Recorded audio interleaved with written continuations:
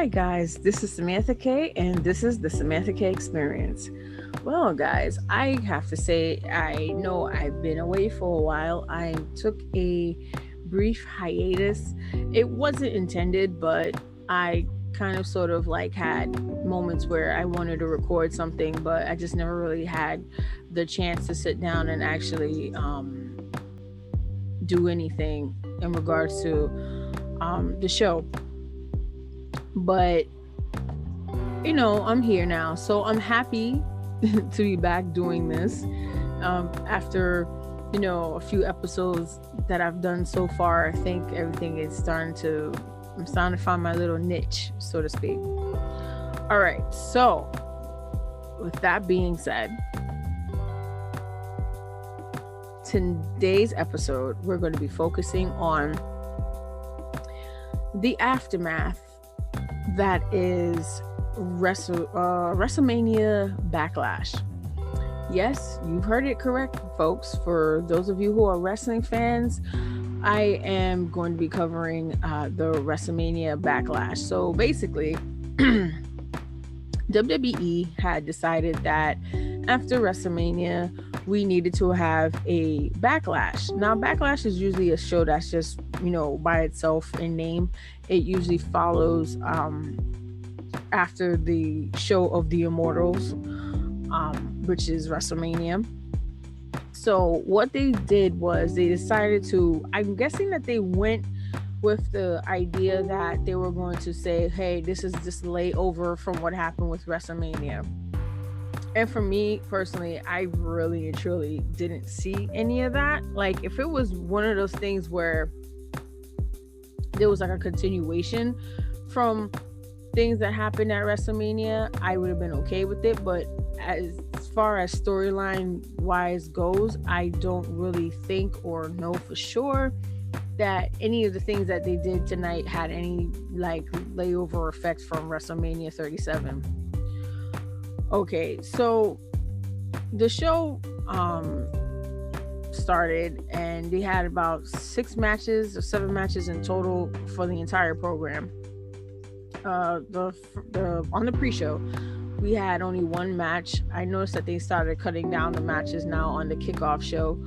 So they had Sheamus and issuing an open challenge for a chance for someone to beat him in a non-title match,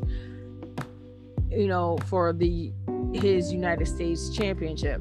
So basically what he did was he came out, he started speaking, and he said he's going to open a challenge to anyone in the back who wants to fight him. And basically, if they beat him in a non-title match last night, that they will automatically get an opportunity to face him for a title match for the United States title.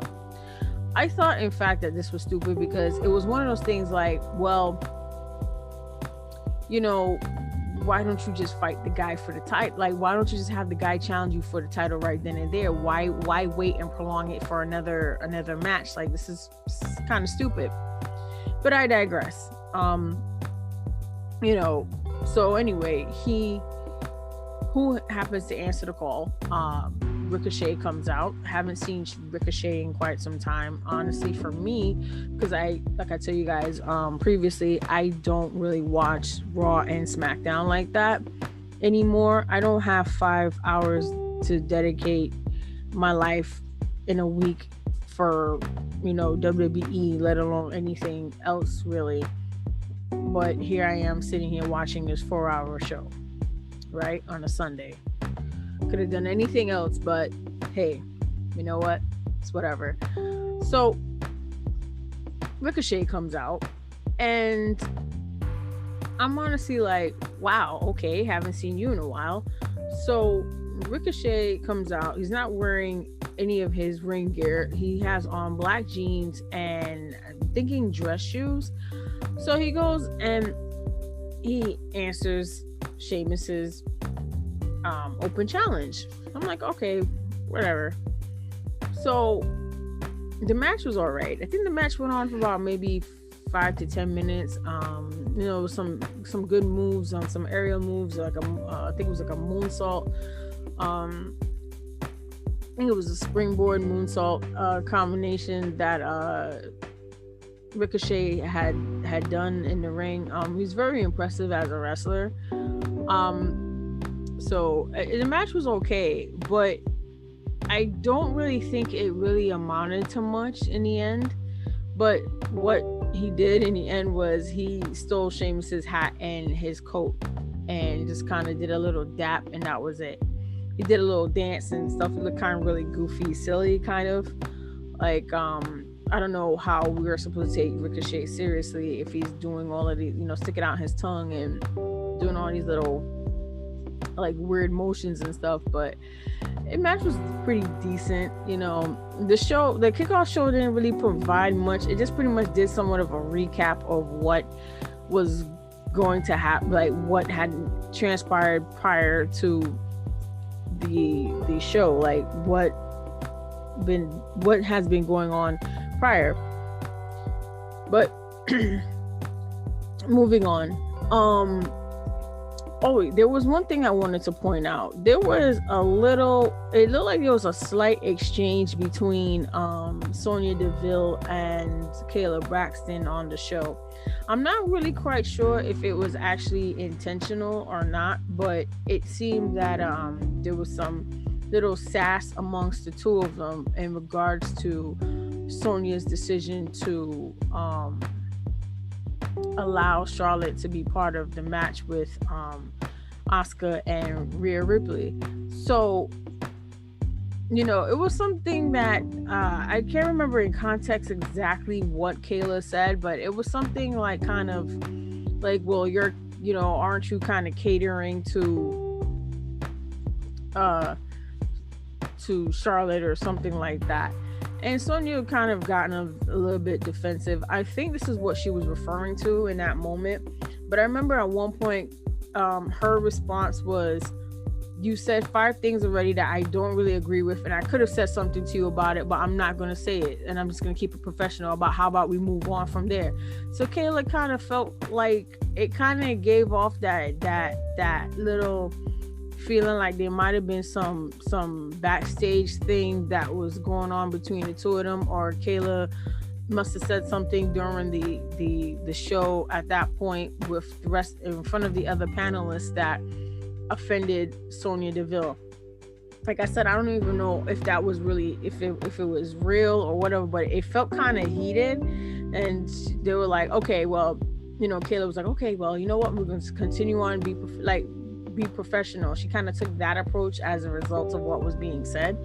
So I don't know, that was interesting to say the least. I was like, well, what the hell's going on here? Are they beefing? I don't know. But yeah, that was one thing that I took away from the two things that I took away from the kickoff show or pre-show or whatever they call it. So now here's the main show now. We started off with the women's triple threat match with Charlotte Flair, Asuka, and the Raw Women's Champion Rhea Ripley. Now I'm gonna say the match was good. I overall thought that the women did a good job performing. Like I said, I'm not gonna really give you much in the way of spoilers, but I would say that the person that I thought would have gotten pinned, they did in fact didn't get pinned. I thought that they might have went with, the person that they went with, I thought that they would have went with a different choice in the triple threat match, but they didn't. So I don't know what's going on behind the scenes in terms of the women, but it just seems kind of awkward when you have a triple threat match and you keep pinning the same, like, I don't know, something about it just seems rather off to me, but I digress. And like towards the end of the show, I'm gonna give you guys my feelings on that a little bit further. Okay, so I'm gonna give the match about 3 out of 5, 3.5 if you want to be technical. So yeah, I think that there was a lot of good things about the match. I know that Charlotte and Asuka and Rhea try to bring out the best of each other as competitors. So I think that was a good match to start off with. I kind of raised the eyebrow at first because usually I'm so used to Drew McIntyre coming out first when he has these pay-per-view matches. You know, his matches usually start first, but it didn't. So I'm glad that the women had their chance to showcase what they're all about. All right, so the next match on the card, if I'm not mistaken, I'm sorry, I've been trying to remember all the matches in actual sequence, and I don't know, my brain is just like, it's not having it. It's really not having it today. So okay guys, so the next match, I'm sorry about that. All right, so we're not really gonna go into actual order of anything, but I know that I just gave you the triple threat women's match. So we also had a match with the Dirty Dogs versus Rey and Dominic Mysterio for the SmackDown Tag Team Championships. So what had happened was, in the pre-show, Dominic had gotten injured by the Dirty Dogs. They just he was walking backstage. I don't know where the hell he was going, but they never said anything. He was by himself and they just jumped him. We didn't even see Rey come out there to help him. That's what I thought was like pretty weird, because I was like, wait, where's your dad? Like, he's not even out there to make sure that you're okay, you know? Which is funny, because since Rey is so short and his son is so tall, I'm just kind of like, you know? It's funny. He's like a little kid. But all jokes aside, he didn't even, like, his son was like, well, he was trying to walk past Robert Roode, and I think Dolph went and headbutted him, and then they just started beating him up, you know, pretty badly. And then for some reason there was like, I think a couch that was wrapped up in plastic, and it just kind of like threw the couch on top of him. And a few officials came out, like Jamie Noble, and I think a couple of refs that came out, but I was just like, I don't understand where this is going. But this later on had ended up becoming a handicap match because of the fact that Dominic was injured and he was unable to compete. So Rey ended up in the handicap match against the Dirty Dogs, and he was doing pretty good until the numbers game came up and pretty much, you know, made things worse for him, since he had no one to tag out, you know, no fresh man in the corner to tag. So about maybe halfway into the match, or maybe 75% left in the match, Dominic comes out from the back. He's, you know, holding his ribs and everything, selling the injuries, and he gets on the rope. So Rey's like, sees him, and he's like, hey, what are you doing here? Like, what, like, you're injured, you can't compete. Like, I got this. And he was like, no, Dad, I'm okay, just do what you gotta do, you know, essentially. So Rey takes a beating, doesn't want to tag in Dominic. You know, you can see Dominic kind of like really thirsty and hungry to get in the ring to fight. You know, he's doing the best that he can, and then finally, I guess again, the numbers game got to be too much for Rey, and then Rey eventually tagged in Dominic. So Dominic did his thing in the ring. He tried to fight off Robert Roode. So it just became like, you know, the numbers game kind of got up to him, and plus with his inexperience a bit. He's still a rookie, so it's still a lot for him to learn in terms of battling guys who are like veterans, like you know, Dolph and Bobby Roode. So I think that was, it was good. It was overall, I'm gonna give the match also a 3.5 because of just the effort and the tenacity of Rey Mysterio. You're getting beat up. You got, you're old and older. I shouldn't say he's old, but he's in his mid 40s now, and son is like 20, 22, 23 years old. So you're kind of like, is this going to be the first father and son tag team champions and stuff like that? So it was a little bit of history in the making of father and son first tag team of SmackDown tag team champions. I don't think it's the first father and son tag team champions, period. But as far as they put it on the record books, the father and son first SmackDown tag team champions. So that's not to say that they had never had a father and son tag team championship before, just on that particular belt and that particular show on SmackDown. All right, so I gave the match a 3.5. All right, so the next match I'm going to be covering is the Bianca Belair versus the Bayley match for the Women's SmackDown Championship. So here we have two defending for the SmackDown brand so far.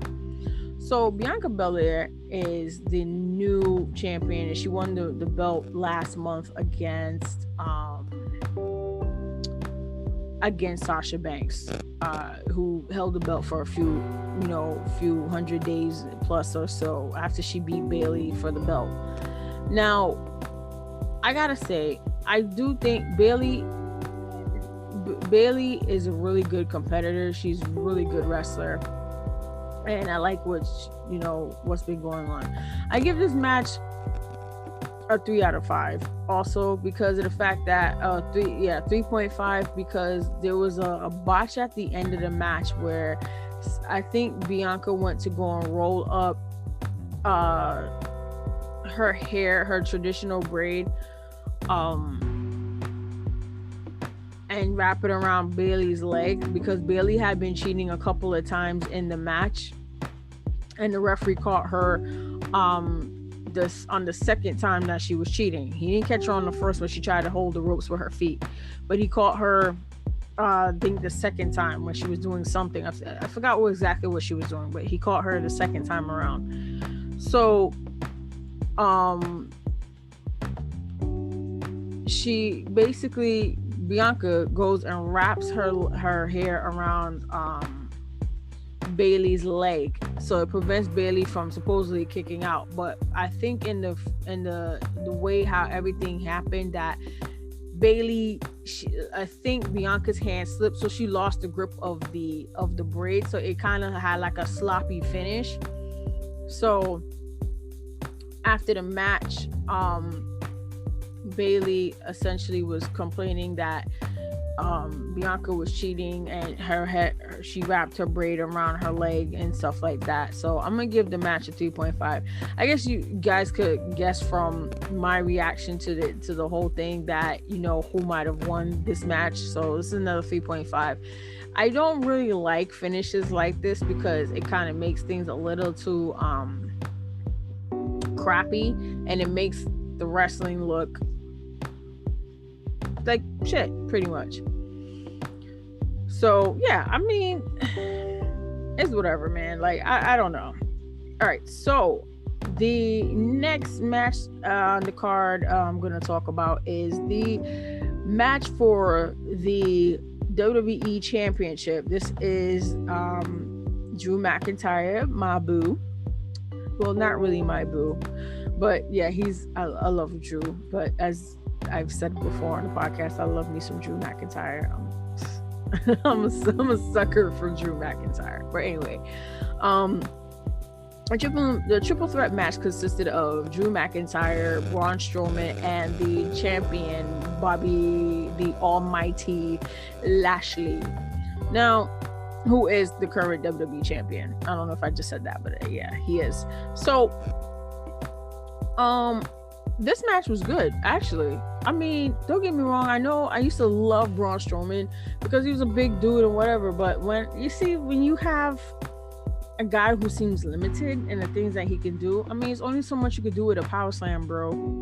I'm just sorry. I just like you pretty much got like one move. at least somebody else got like 4 moves. I remember we used to keep calling Cena 4-move Cena, but all essentially you got like 1 move. Like, you don't have anything special in your arsenal. Like, come on, right? But anyway, this match was good for what it was. I give this match a 3.5 again because of the fact that, well, I'm gonna say this. These 3 guys are huge guys. These guys are not cruiserweights. They're not even like, they're not in the 5 foot category, you know. These guys are like huge dudes.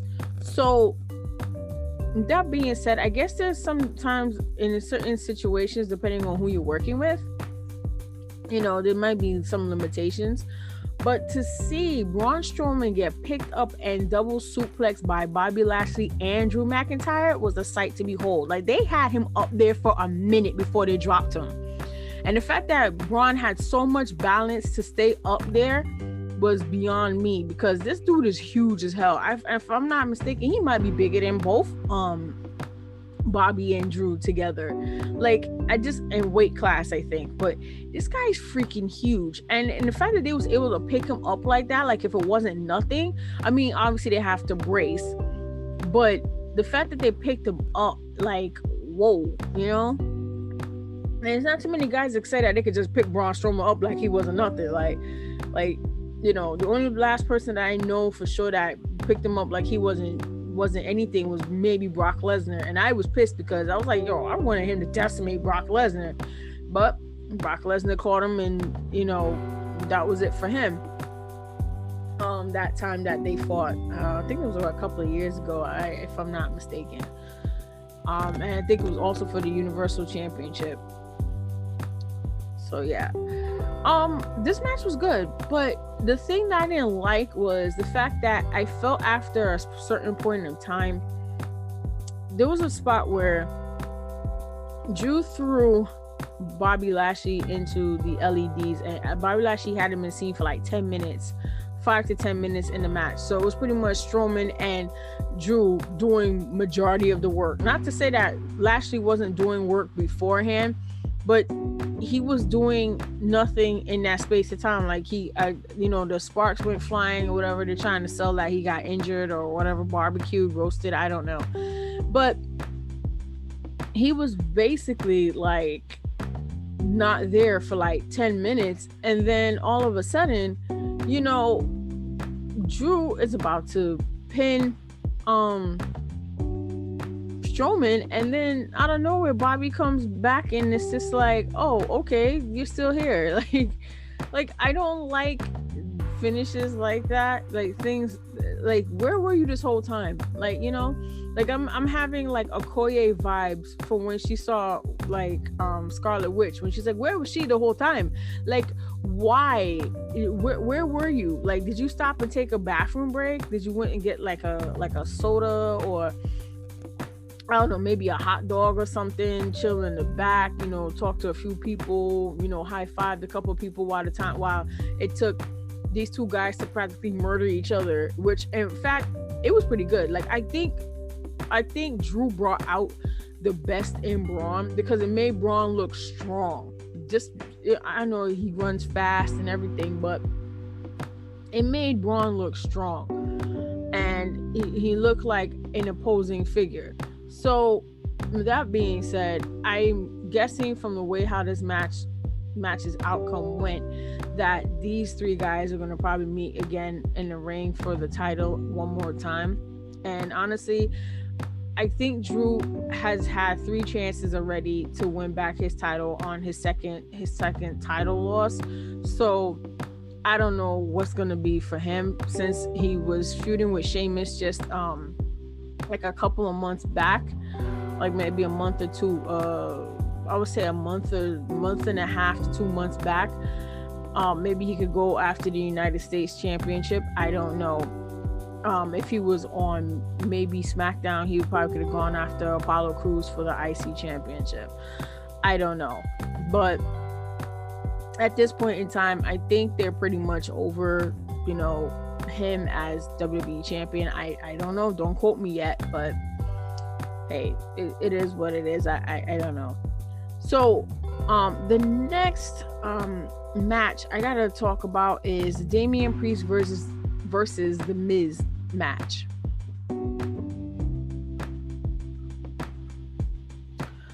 Okay, so it was a lumberjack match, and the reason why I just paused there because I had to take a moment to reflect on what I saw last night. I I had a laugh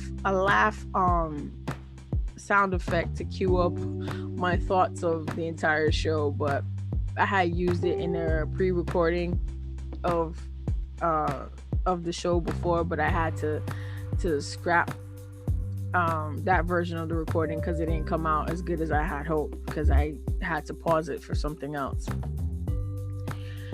And I gotta say, guys, like, watching what I saw in regards to this Damian Priest and the Miz match,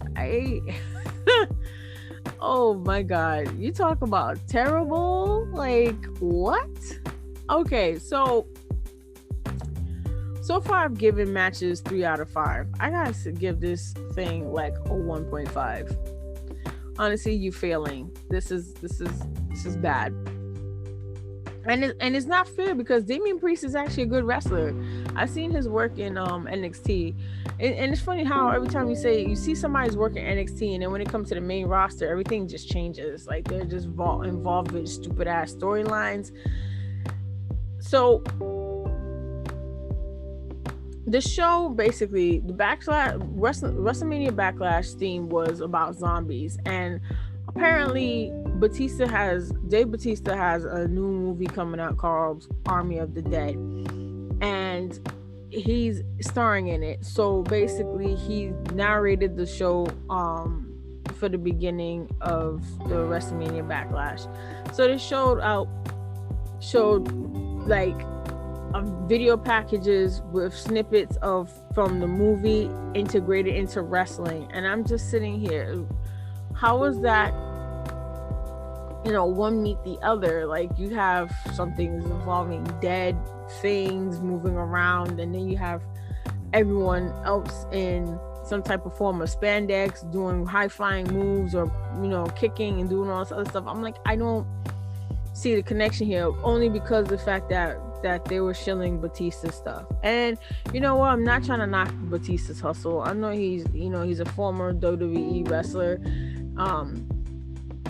who now decided to do the career path and going into movies and such.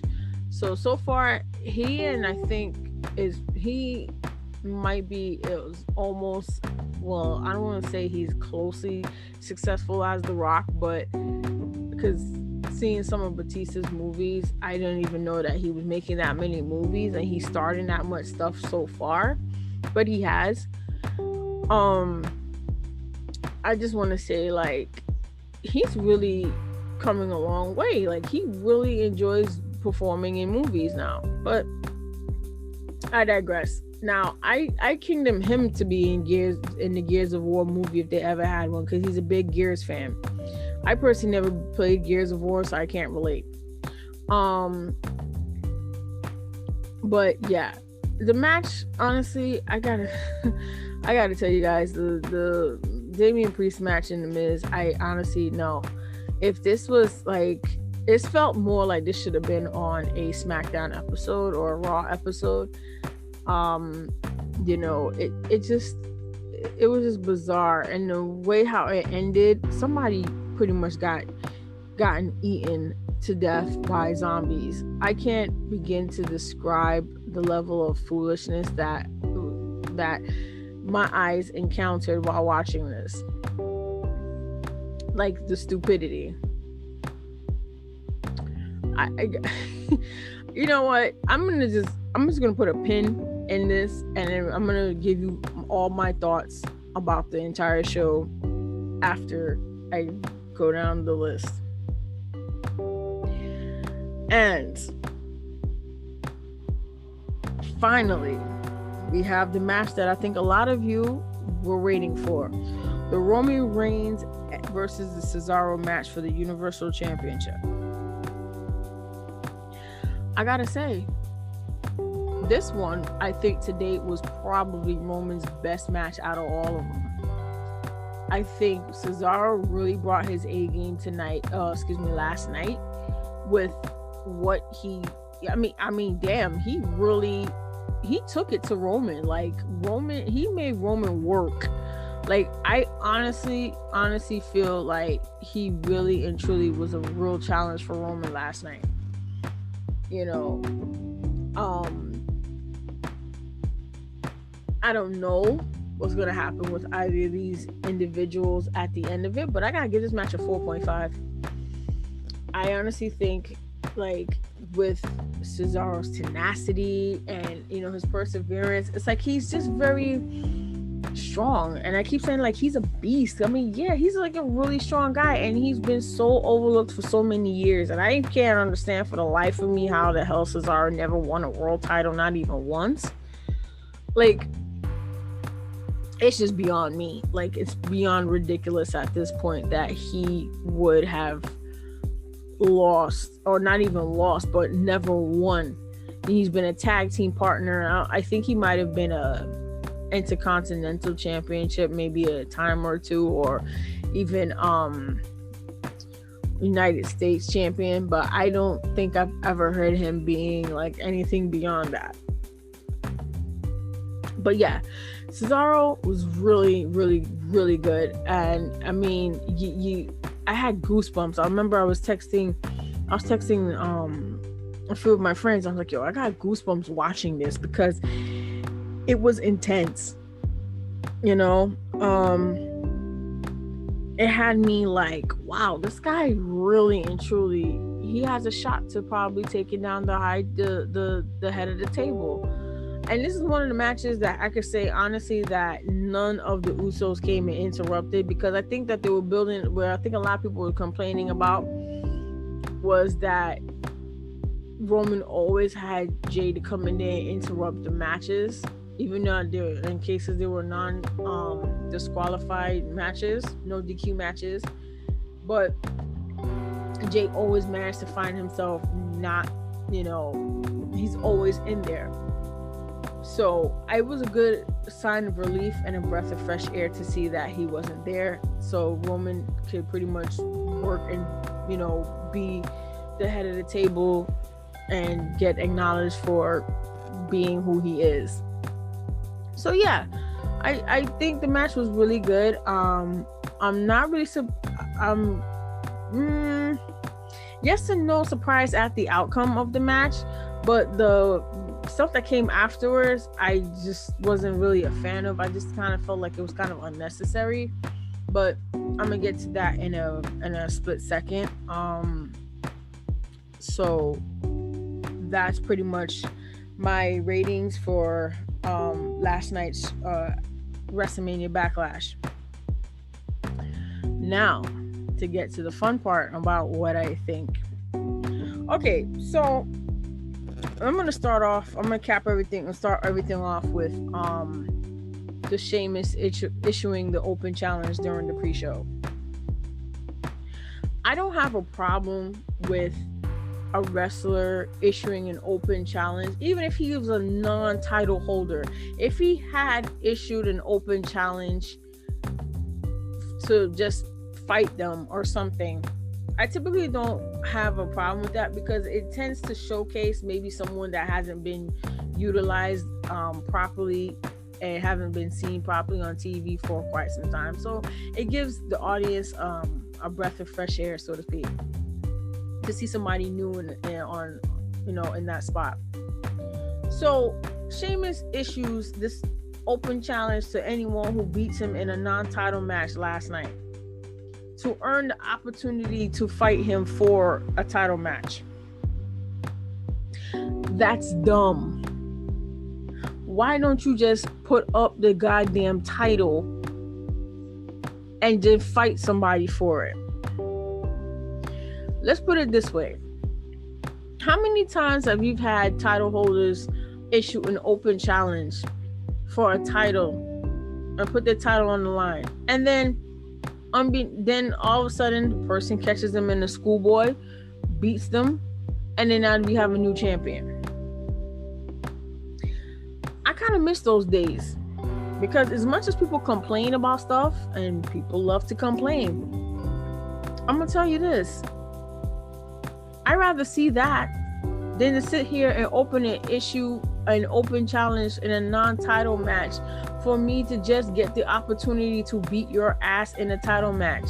It's dumb. You might as well just put up the belt, and if I beat you fair and square and I win the belt, then that's it. You may or may not have a rematch clause for that title, but rest assured, if I beat you, I'm not looking to fight you again, because then at that point there's nothing for me to prove. I'm looking to move on, find somebody else to fight, and that's it. But they have this thing that they love to do, is when they get mad, they like to put triple threat matches up, and I don't want to see that. It's bad enough that Matt Riddle had to fight to get that US title from Bobby Lashley, and in the first place about 2-3 months prior, where I'm not sure if it's 2-3 months prior. I might be bad at math here. So the previous title holder, which was Matt Riddle, I swear to God, Matt Riddle only had that belt for about a month, if not that much. I think he had that belt for a month before they made him drop it. And at that, they made him drop it at WrestleMania. So imagine this. You win. You beat the previous person, the previous title holder, in another triple threat match that he ended up being involved in, to win that United States Championship. Because you pinned John Morrison to beat him, so that Bobby Lashley, he didn't beat Bobby Lashley. He ended up beating John Morrison to get the title, like 2 months prior. Only for y'all to make him drop the belt to Sheamus at WrestleMania 37 this year in April. And now you're going to tell me then you send him off to go and be a tag team with Randy Orton?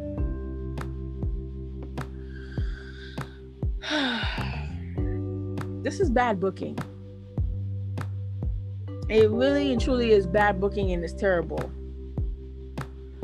Now, if you're going to issue an open challenge, make it for the title, and that's it. You know how you make Sheamus look strong? By him issuing open challenge after open challenge after open challenge each week. I don't care if it's 5 to 6 weeks of him issuing an open challenge and he just bodies everybody and he wins. That's how you make your championship strong, your champion strong. By them having an undefeated streak. You don't go and sit there, have him get beat in a non-title match, but then have him win the title at a pay-per-view. It's stupid. It's dumb. Stop it. Get some help. Seriously. You guys don't know what the fuck you're doing. I'm not a wrestling bookie. I don't know how to book matches and everything, but I'm gonna tell you straight, that's not the shit that I would do. And then you got poor Ricochet coming out here. Who the hell remembers the last time they even cared about Ricochet enough to say he mattered? I'll wait. Ricochet is a former shell of himself. As far as I can see, I'm glad to see him, but why? Like, now you want him to be in the US title race for what? What has Ricochet done to earn that opportunity aside from just answering someone's call about an open challenge? That doesn't mean anything. Has he had any good win ratios in fighting? Like, at least with AEW, they have scorecards to show you how many wins a wrestler had and how many losses and draws and all that other stuff, because they make it so that the person has stats. It makes it more believable that way. I'm not going to give a title shot to somebody who, one, hasn't been barely wrestling on TV, hasn't done anything spectacular in months, hasn't been undefeated. I mean, I can understand if he was undefeated, if he fought 5 guys to get to Sheamus to get to the title, a chance to earn the title, like kind of like almost like a gauntlet. But if he had his own set of undefeated matches and stuff like that, I would have been like, oh shit, okay, fine, he did earn his right, because he beat 5 or 6 other guys before him to get to Sheamus. I would have perfectly understood that. But you guys don't do that. You build up these people, you push them out there for us to take the bait and say, hey, this is Ricochet, he's going to go after him in a non-title match for an opportunity to win the title. That's stupid. Why does Ricochet have to work twice as hard for 2 matches just so he could possibly lose the second match anyway? Like, that's dumb. Like, you guys, like, honestly, WWE, you guys, I don't know if you guys ever listen to podcasts and stuff like that, but sometimes you seem like you do listen, depending on what we see on the TV or not. You guys got to do better with this. Stop this garbage about non-title matches for open challenges being non-title matches is just to earn an opportunity to fight the person for a title shot. That's stupid. It's dumb. Like, you gotta do better. If you got nothing for Sheamus, then don't put Sheamus on TV. Or if you're going to use Sheamus, use him in a proper way. He's supposed to be a heel. Let him do heel tactics. He was doing good work when he was with Jeff Hardy, but even then that became repetitive. Do better. Like, damn, that's all we ask you to do. Now, speaking of triple threat matches, I used to like them, but now I see like there's flaws in the lining of these triple threat matches. Okay, so Rhea Ripley won the championship from Asuka at WrestleMania 37. Asuka, up until that point and currently now, has been booked horrible. She pretty much was given the title because Becky Lynch got pregnant last year and was given the title shortly after I think sometime in WrestleMania. No, it was Money in the Bank, and the briefcase we thought was a contract, and unbeknownst to everybody, it turned out that it had the women's women's Raw title in it, because Becky had to forfeit because she was pregnant. Now, mind you, she's had the baby in December. It's been a few months since she had the baby. She's working her way back to getting physically fit. But the whole point of the matter is, Asuka was gifted this title, essentially, to Becky herself after she won the women's Money in the Bank. And they did nothing for Asuka for the entire time that she got the championship. They ended up having her be part of a tag team with Kairi Sane. Kairi Sane ended up retiring. I'm guessing because she got hit too many damn times by Nia Jax. That's probably one of them. But she retired, and then she became back into a singles competitor. You had her basically do nothing for months and months and months. It got to the point where, damn, I don't even really remember, like, I felt kind of sad for her. And maybe because she's a little bit older. She's about my age range a bit. I think she might be 38 or something like that, 39 years old. So maybe they don't want to keep the belt on a champion that's deemed to be what they consider to be old. But for fuck's sake, man. Like somebody mentioned, you had Asuka undefeated for about 2 freaking years in NXT. She was a strong woman there, undefeated for mad long, until y'all called her up and murdered her on the main roster. Asuka's a prime example of what happens when you are at the top of your division, your field, and they completely get eviscerated once you move up the ladder. And she's not the only one. But I digress. Now, I mentioned the triple threat match for the women, the Raw Women's Championship. Rhea Ripley is another prime example of wasted talent. You guys had nothing for Asuka to go into WrestleMania with. Had nobody feuding because you guys decided to go and do things to Charlotte Flair, which I'm going to get to that in a second about Charlotte Flair. Let's go back to the videotape about a year before when we had no audience for WrestleMania 36 out in Tampa with the same pirate ass fucking team. I said team. Theme, excuse me. You guys went and said, okay, so Rhea Ripley was, if I'm not mistaken, wasn't she gonna fight Charlotte for the, what was it, the Raw Women's Championship, or was it the NXT Women's Championship? I forgot which one of the two. So the best bet would have, you think common sense would dictate that they will put the belt on Rhea Ripley, right?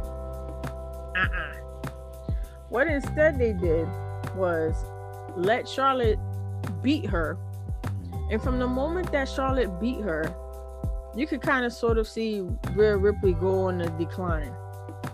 So she quietly went back to NXT, had whatever going on there, because I don't really watch NXT, kind of went into obscurity.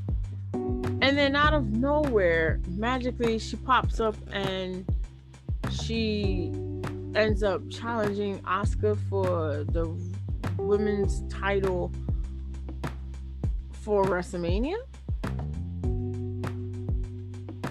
This woman, you buried and killed her last year. A year ago, you murdered her, pretty much.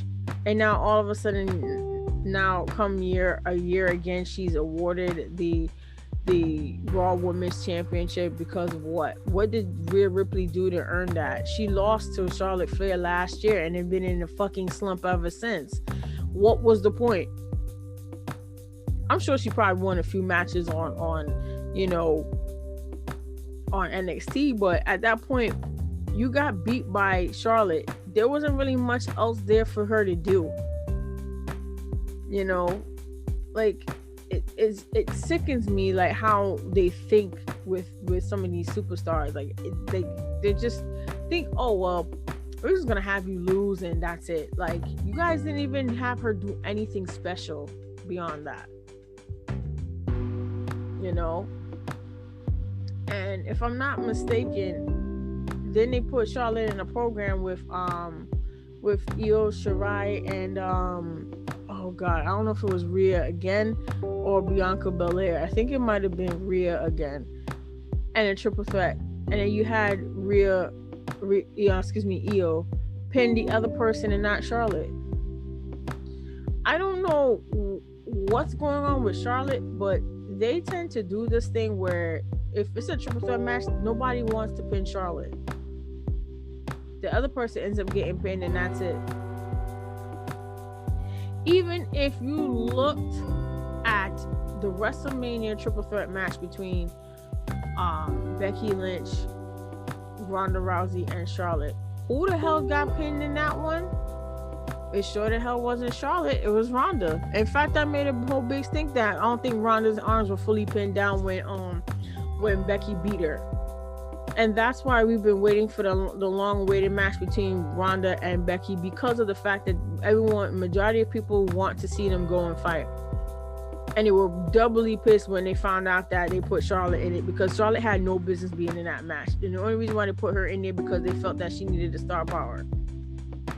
You already had the baddest woman on the planet and the last kicker, the man. Why the fuck did you need to add Charlotte into this match? Now, this is going to go into my point. Now, currently, Charlotte was supposed to go and fight Asuka at WrestleMania 37, but because the company decided, hey, let's go and run a test on her. Rumor has it that the test showed that her hormone levels were, I guess, high or whatever, so they assumed that she was pregnant. They told her she was pregnant and she got automatically pulled from any type of work whatsoever. And then, which I find really messed up, regardless of how I may feel about Charlotte or whatever the case may be, they did this thing where they pulled Charlotte out of the title contendership, only to tell her she's pregnant, and then she goes and takes 3 pregnancy tests, according to, I think that's what she said, and they all come back negative. She's not pregnant. So that leads into question. Then I'm hearing, oh, she has COVID. But I'm like, how sis got COVID, but she out here partying up with her fiance Andrade? So how was that actually her having COVID? You sitting here having a good lifestyle, and obviously you're well enough to move around. You're not in quarantine. So what are you talking about? She has COVID. That's why I thought, like, I don't know if it was true that she had COVID, but I just felt like, please don't lie about stuff like that, because that's bullshit. People have died, and this is why I say why I feel like this company is full of shit. One, you don't know what her situation with Andrade was or is, because you don't know if they might have been planning to have a family or putting it on hold or something until they get married, because the two are engaged. So one, you lied to her and told her she was pregnant, or you got the test showed that she was pregnant, and even after she showed you that she wasn't pregnant, you still didn't put her back in the show. Why was that? Then on top of it, you turn around and said she had COVID. Do you understand the implications of saying that your superstar has COVID if she didn't have COVID? Because right there, you just proved that you might be lying on 2 accounts, 2 personal accounts. And as a woman, I'm going to tell you right now, if you came and told me that I was pregnant with child, and I go to my fiance or my husband and tell him, hey, honey, I'm pregnant. And then I go and I say, you know what, let's just go, and we both say, hey, you know what, let's just go and get the confirmation, and I go and take a pregnancy test after pregnancy test after pregnancy test. There's either 2 or 3 reactions that I'm going to feel. One, either relieved that maybe it wasn't the best time for us to right now to have a kid. 2, I'll probably be a little bit sad at the fact that, it didn't happen. Or 3, I will be very pissed off, because you guys are supposed to be checking and making sure and double checking. And even after the woman brought in evidence that suggests that she wasn't pregnant, y'all still kept her off the damn show anyway. So what was the point in that? It ended up having her to sit back, watch Asuka have one of the most unnecessary and boring matches of her life with Rhea Ripley. Because I'm going to tell you right now, that match at WrestleMania 37 between the two of them wasn't all that good. It was kind of boring, and on top of it too, it didn't really feel like it needed to be, because Rhea was forced into that situation. You could have gotten almost anybody else on the women's locker room. I mean, hell, isn't Shayna Baszler isn't Shayna, I don't know if Shayna is on Raw, but I think Shayna's on Raw. I mean, damn, y'all have so many opportunities with some of these women on roster that you don't use. Instead, you got them out there forced to do TikToks and all sorts of stupidness on social media, rather than sitting there training and hoping for something. Then again, if I'm not being utilized, I guess TikTok will be my best friend too. By the way, shout out to Naomi, because Naomi got some real good dance moves, and I'm not hating on her for doing TikToks and stuff, but Naomi could do her thing, and she's a damn good wrestler. So shout out to Naomi. Trinity Fatu is awesome, guys, and horribly underutilized, and deserves so much more than what she's getting. But I digress. What I'm saying is, you guys made Charlotte think that she was pregnant. Then you guys gonna go and say, hey, she got COVID. Now, these might be all rumors, so we don't really know what fully happened. I'm gonna say this. If you lied and said that this woman had COVID, y'all are really, really full of shit.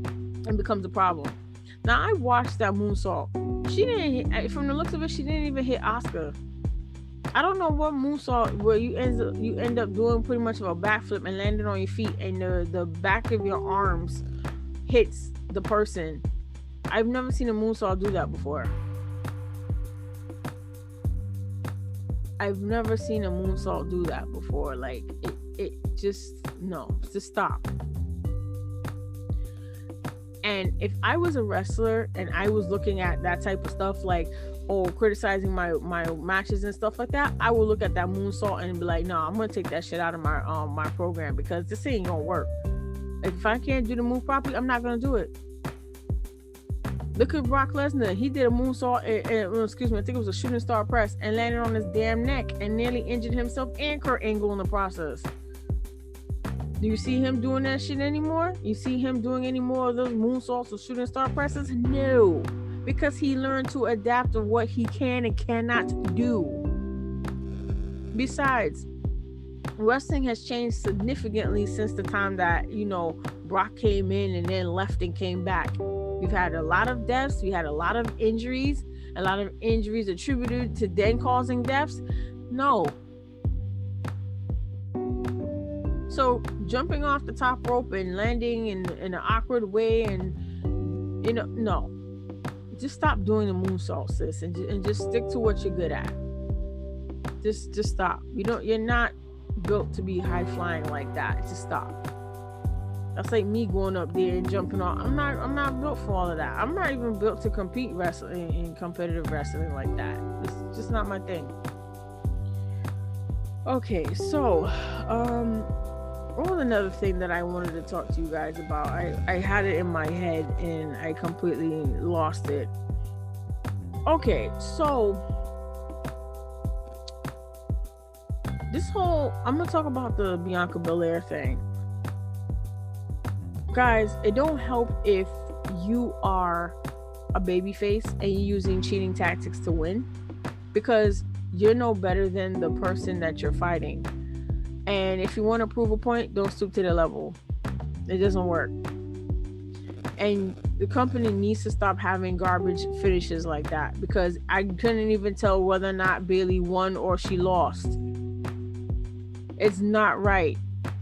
If you guys don't know for sure, then start the match over again and then have a winner decide that way. Stop having all of these shitty finishes, because it doesn't look right. Like, these fuck ups happen way too often nowadays. You guys need to stop. That's why when I thought at first that when even last year, even in WrestleMania, I didn't even know, it didn't even look like if I'm not mistaken, was it Sasha? It didn't even look like Sasha's arms were pinned down all the way. That's why I was kind of confused then too. I think it was involving Sasha or somebody else during the title match. Like, it just didn't look right. And I don't know. I really don't know. Stop having garbage finishes. And speaking of garbage finish, stop with the table scraps wins. That shit is not cute. You pull that shit with Drew McIntyre when he went and he was in the Elimination Chamber. He was already one and done. And then you go and bring in Miz to go and finish him off. No, excuse me. You bring in Bobby Lashley to go and finish him off. Then you bring in Miz to go and table scraps him and cash in the Money in the Bank by the way that he should have never kept and reinstated, because you guys were on some bullshit technicality with the Money in the Bank. But if you guys want to listen to me talk about that in a previous episode, you could go back to, I think, my WrestleMania or the Elimination Chamber podcast episode, and you guys could listen to that. You guys do too much with this whole table scraps win nonsense. There's no reason why in a triple threat match, two guys should be pummeling and living shit out of each other. One goes to pin, and one who's pretty much damn near fresh and clean come in and scoop and take the win. Just stop. That shit is not cute. One, you make your damn champion look like a pussy, that he can't fight properly, that he can't really be, excuse me using for language, but no, it makes him look like a pussy. Like he can't really and truly fight on his own. Not to say that he needs assistance from, his corner man or anything like that, or his manager, but it shows that he cannot hold his own in a match, aside from being in a singles match. It makes your champion look weak. It doesn't make him look any strong. It just makes him look like, all he good for is winning and winning his matches barely by putting in any effort. I mean, it's bad enough that you guys kind of sort of did that with him and The Miz. And The Miz ended up losing, he didn't even hold that belt for that long. Maybe, 2 weeks? Maybe? Before Bobby Lashley got it. And pretty much practically just destroyed him in the process. Stop with the table scraps wins. Nobody likes that. That's not cute. And not everything needs to be a triple threat match either. You guys could have just put Braun Strowman to fight Drew McIntyre. If Drew lost, then that was it for Drew. Until whenever. And then have Strowman go and fight Lashley for it, and then have Lashley beat him. That would have made him look strong. But you guys keep putting in people in triple threat matches, and for what? Nobody want to keep seeing triple threat match. It just shows that you guys have no creativity and you're boring. You guys even look like you bore yourselves. That's how bad it is. You guys look bored. And you guys need to change things up. 2, again, those damn camera angles. Whoever is doing it, stop with the camera angles. I don't need to see you shaking the camera while somebody's getting punched. That's not how this works. 1, you might be making people nauseous at home who is viewing the show. You don't know who may be suffering from some type of ailment at home while watching this, and you're just shaking the camera. What's wrong with you? Stop that. That's annoying. Why do I gotta see all around Roman punching behind Roman, side of Roman, the other side of Roman, in front again with Roman, and then the camera shaking? Why? Next thing, you're gonna be an overhead shot of him punching. Why do we have to do that? That's stupid. You guys are doing way too much. And it doesn't even come off as being creative. It just comes off as being stupid and annoying. It's just only irking people who don't like stuff like that. Oh my Jesus. I'm going to talk about the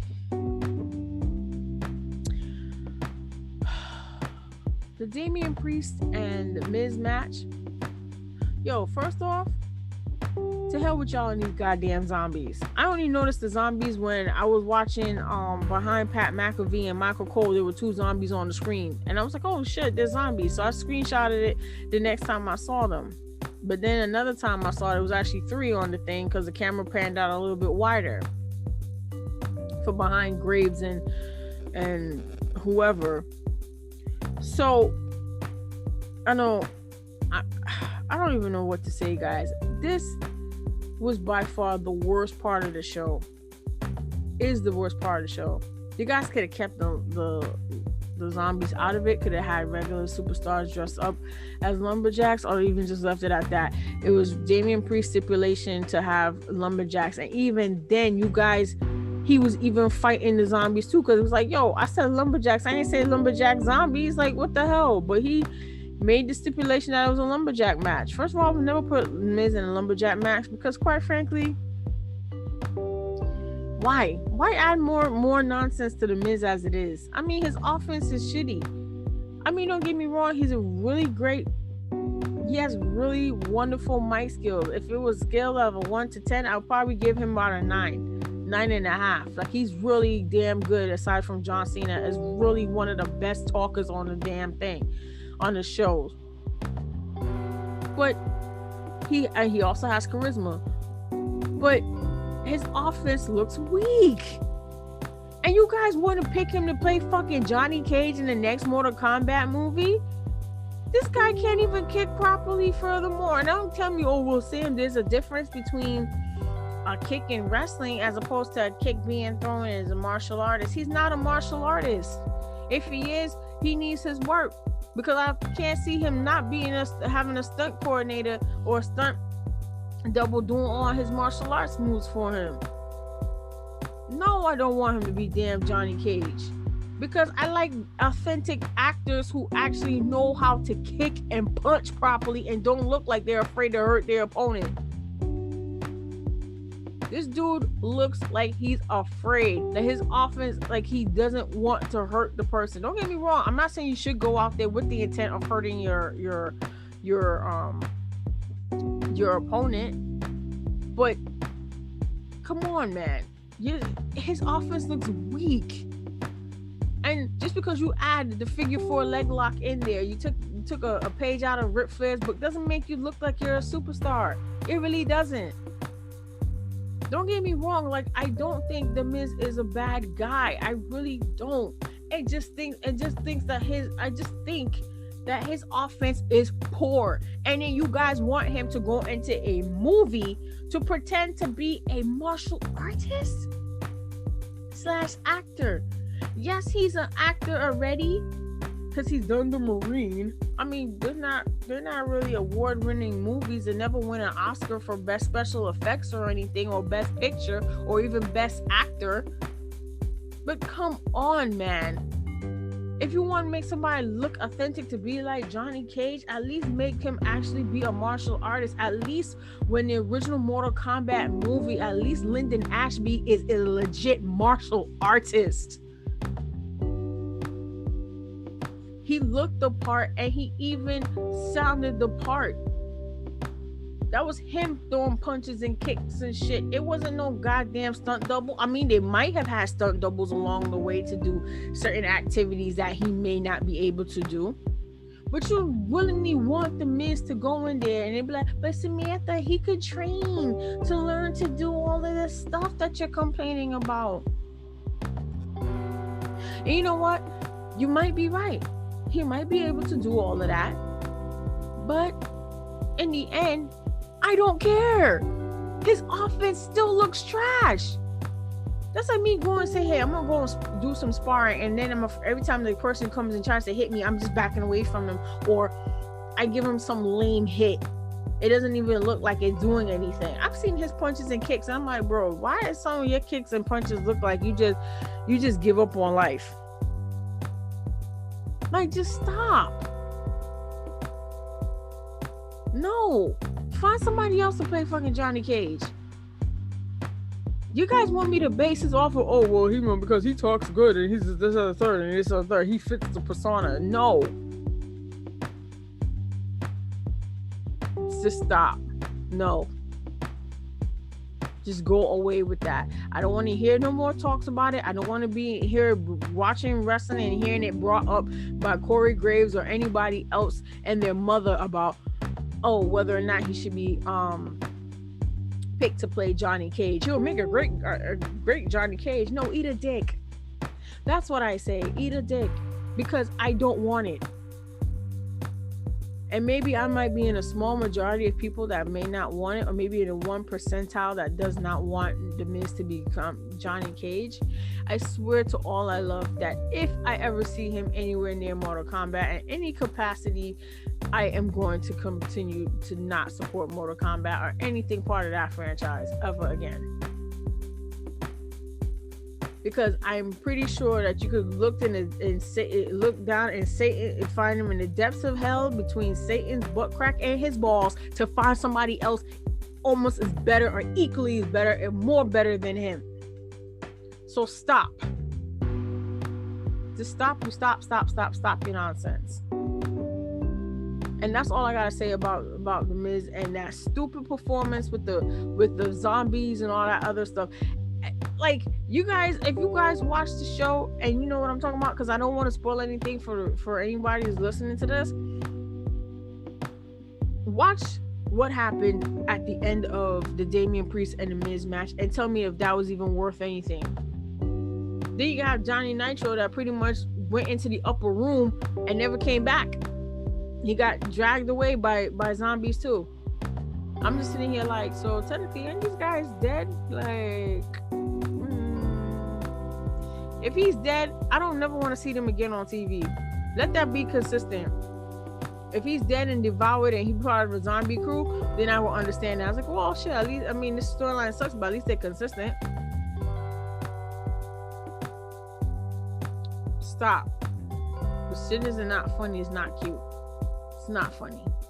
If anything, I just cringed and just wanted it over, like, pronto.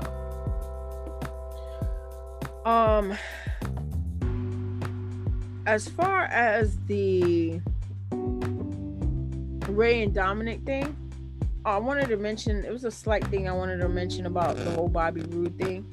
I know they prefer him to be called Robert Roode, but no. He was Bobby Roode when he was in TNA with my man's James Storm, and it was called Beer Money. He was always gonna be Bobby Roode to me, no matter how many times he cut his hair or whatnot. He's going to be Bobby Roode to me. I just miss him with the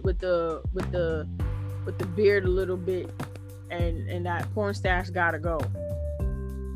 He looks like a 70s porn star. Like, just that, no. I know they're trying to model him after Rick Rude to some capacity, but he's not Rick Rude. Hell, their names don't even spell the same. The last names don't even spell the same. Bobby Roode is 2 O's and Rick Rude is 1 U. No, they don't even spell the same. So stop. You guys are trying to come up with bullshit comparisons for two people who are obviously completely different. There's no point. Ravishing Rick Rude was oozing sex appeal and all that other stuff when he was to like wind up his waist. I don't see Bobby Roode really doing none of that. I mean, I could be wrong, but if anything, Bobby Roode kind of came off like a Ric Flair knockoff with his robe. How am I supposed to, like, I don't know. You guys tell me. Like, maybe I'm wrong for being nitpicky with these names, because you're trying to make names sound official, but they just come off being stupid. Just stop. It's not cute anymore. You guys make so much stupidity with these superstars' names. Like, I just don't get it. Like, certain names that just sound like some regular person off on the street. Like, what is that? Why do people need to have first and last names that sound like two first names? That's like me saying, hey, I'm a superstar. My name is Samantha Katrina, and da, da, da. Like, what? Like, what are we doing? Or Ashley Chelsea, or what is this? Moonbeam Williams, or Skylar McGillicuddy, I don't know, stupid names. Like, I don't know. I'm just thinking off the top of my head, but no, it's just blatantly stupid, you know.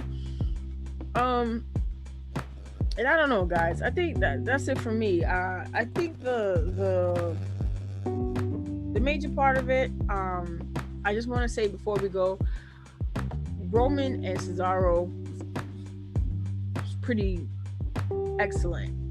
Cesaro, I don't know what's gonna happen to him. I don't know what's gonna happen to Roman. I love me some Cesaro. I want to see more of him. I want to see what else he can do.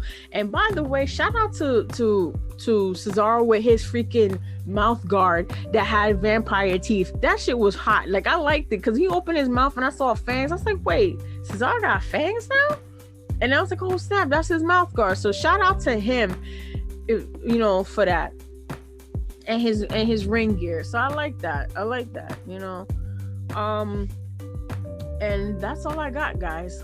Thanks for bearing with me for this overwhelming episode of Wrestlemania Backlash. This show should have never happened. And honestly, some of these matches should have never happened. Some of these things that happened on the show should never have happened. Like, who the hell does zombie? Like, what? Like, what? Huh? I don't know. Zombies? I don't... whatever. Yeah. I'm just stumped, guys. Well, this is Samantha K, and this is the Samantha K Experience, and I am out. See you next time, guys, for episode 15. Peace.